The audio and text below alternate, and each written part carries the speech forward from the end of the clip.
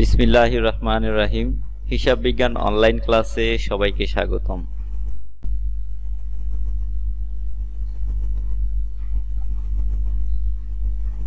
এই ক্লাসে শিক্ষণীয় বিষয় হচ্ছে কিভাবে অতি সহজে জাবেদা করা যায়, অর্থাৎ হাজার হাজার জাবেদা মাত্র একটি কৌশলে করার সহজ উপায় নিয়ে আজকে আমরা আলোচনা করব।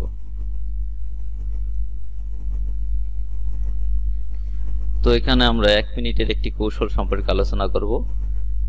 কিভাবে করা যায়, আমাদের একটি প্রশ্নপত্র দেওয়া থাকে, তো প্রশ্নকে আমরা যদি অ্যানালাইসিস করি তাহলে যা পাই সেটা হচ্ছে ঘটনা, অর্থাৎ ঘটনা সেগুলা যেগুলা অর্থের সাথে সম্পর্কযুক্ত, অর্থাৎ পরিবর্তন ঘটায়। এই ঘটনাগুলোর মধ্যে যেটি লেনদেন, অর্থাৎ যারা আর্থিক অবস্থা পরিবর্তন ঘটাবে সেই লেনদেনগুলাই হিসাবের বইতে লিপিবদ্ধ করতে হয়।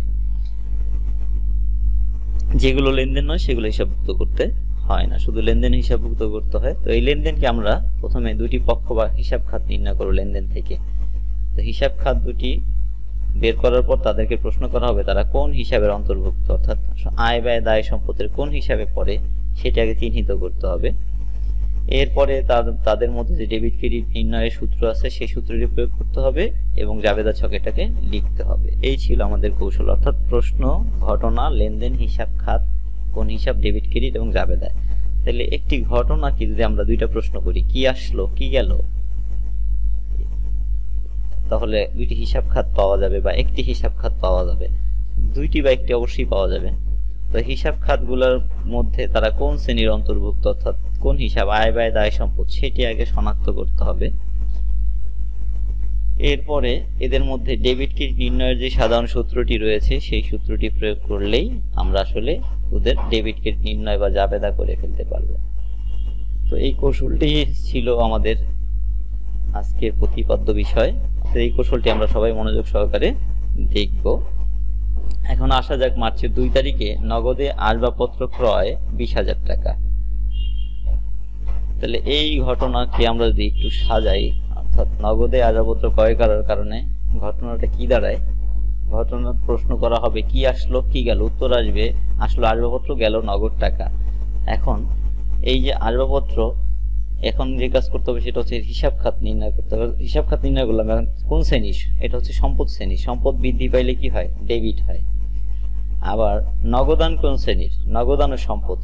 নগদান হ্রাস পেলে কি হয়, ক্রেডিট হয়। সম্পদ হ্রাস পেলে ক্রেডিট হয়। তাহলে জাবেদা কি দাঁড়ালো, আসবাবপত্র ডেবিট, নগদান ক্রেডিট। এখন এটাকে যদি আমরা জাবেদার ছকে উপস্থাপন করি তাহলে কি পাই, আসবাবপত্র হিসাব ডেবিট, নগদান হিসাব ক্রেডিট, যেহেতু নগদে আসবাবপত্র ক্রয় করা হলো। এরপরে মার্চের 5 তারিখের আরেকটি ঘটনা, যন্ত্রপাতি বিক্রয় করা হলো 30,000 টাকা।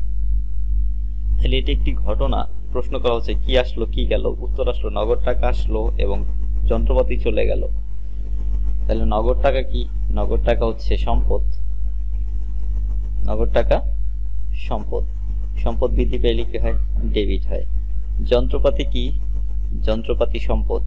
সম্পদ হ্রাস পাইলে কি হয়, ক্রেডিট হয়, যেহেতু যন্ত্রপাতি চলে গেল ক্রেডিট। তাহলে জাবেদা কি দাঁড়ালো, নগদান হিসাব ডেবিট, যন্ত্রপাতি হিসাব ক্রেডিট।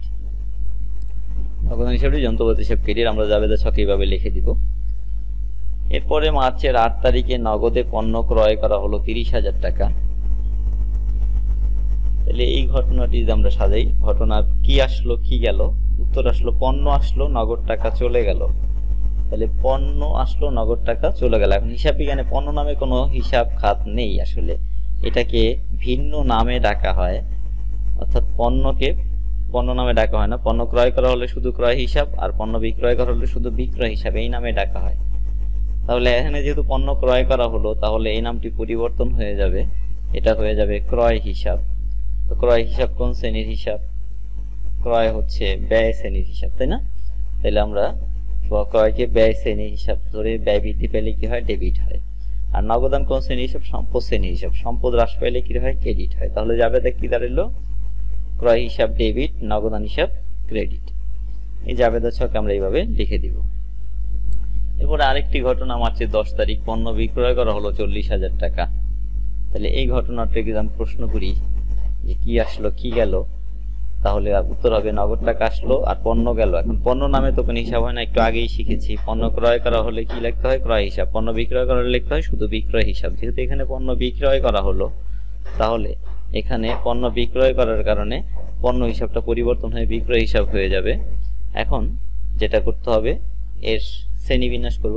নগদ টাকা সম্পদ, সম্পদ বৃদ্ধি পাইলে ডেবিট, বিক্রয় আয়, আয় বৃদ্ধি পাইলে ক্রেডিট। তাহলে যাবে তাতে দাঁড়ালো নগদান হিসাব ডেবিট এবং বিক্রয় হিসাব ক্রেডিট। এরপরে আরেকটি ঘটনা, মার্চের 20 তারিখ কর্মচারীদের বেতন প্রদান করা হলো 5,000 টাকা। তাহলে এই ঘটনাটিতে আমরা প্রশ্ন করি কি আসলো কি গেল। উত্তর হলো কি আসলো, কিছুই আসে নাই। কি গেল, নগদ টাকা চলে গেল। নগদ টাকা চলে গেলে কিছুই আসে না। এখন যখন কিছু আসবে না যাবে না, তখন আমরা প্রশ্নটা চেঞ্জ করে নিব। কি আসলো না পাইলে কেন গেল, কোথায় গেল। তাহলে কেন গেল, কোথায় গেল, এটা হচ্ছে বেতন বাবদ গেছে। কেন গেল, উত্তর হচ্ছে বেতন গেল, বেতনের জায়গায় গেল। তাহলে বেতন হচ্ছে, আমরা এখানে লিখবো বেতন হিসাব। বেতন কোন শ্রেণীর হিসাব, বেতন হচ্ছে ব্যয় শ্রেণীর হিসাব। ব্যয় কি হয়, ডেবিট হয়। নগদান কোন শ্রেণীর হিসাব, সম্পদ শ্রেণীর হিসাব। সম্পদ কি হয়, হ্রাস পাইলে ক্রেডিট হয়। তাহলে জাবেদা কি দাঁড়াইলো, বেতন হিসাব ডেবিট আর নগদান হিসাব ক্রেডিট। এরপরে মার্চের 25 তারিখ সুদ পাওয়া গেল 4,000 টাকা। তাহলে ঘটনাটি কি আসলো কি গেল, উত্তর হলো আসলো নগদ টাকা, কি গেল কিছুই যায় নাই। তাহলে কিছু যদি না যায় তাহলে কেন আসলো, কোথা থেকে আসলো, এটার উত্তরটা আমরা নিয়ে নিব। এই যেখানে লেখা আছে কেন আসলো, কোথা হতে আসলো। উত্তর হচ্ছে কেন আসলো, সুদ আসলো, সুদ বাবদ এই টাকাটা আসছে। তাহলে আমরা এখানে নগদান হিসাব তো লিখলাম, আর এখানে লিখবো হচ্ছে সুদ হিসাব। এখন আমরা এর শ্রেণী নির্ণয় করব।